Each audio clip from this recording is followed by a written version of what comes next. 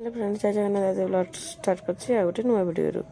सकाळ शाग भजा है, पखाड़ खिया बोली शाग, कोसला शाग, मूला पत्र, तार बैगण कटा होगा, तापर लंका पिज कटा है, फुटे स्टार्ट करा सोरिष तेल टे सोरिष पकईदे, तापर कंचा लंका टिके पट कर पिज पिज टिके जस्ट पचकल आसिक तार बैगण पकईदे, कटा हो रखा बैगण, तार स्वाद अनुसार लुण लुण पकई ढांकीदे, टिके बैगण टिके सीझेला आसिक शाग को पकईदे, शाग पकई देखी टिके एपट सेपट करदेगी, तापर शाग को माने घोड़े बांध बेस सीजाणिया हो बोली एपट सेपट करदेकी गोटाठी ताकि रखीदे।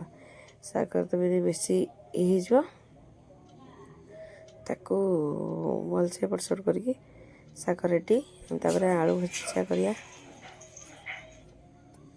तेल पकईदेलु, आलू सोरष आलू कटा हो, तापर लंका पिज गोटे आलू, जीरा सोरष पकई लंका पकई देकी पिज टे पकईदे, पिज टा एपट सेपट कर टिके पचिगला आसिक आलू पकईदे, सरू आलू भजा पकईदे, तार स्वाद अनुसार हलदी लुण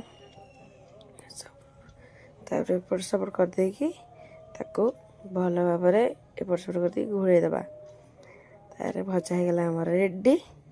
वाओ, तापर खाइबा देदे पतिदेव को, तो पचारे केमती सी कहले हाँ भल कि कहले हसिक बोले अनेक लाज लगे कि कहले।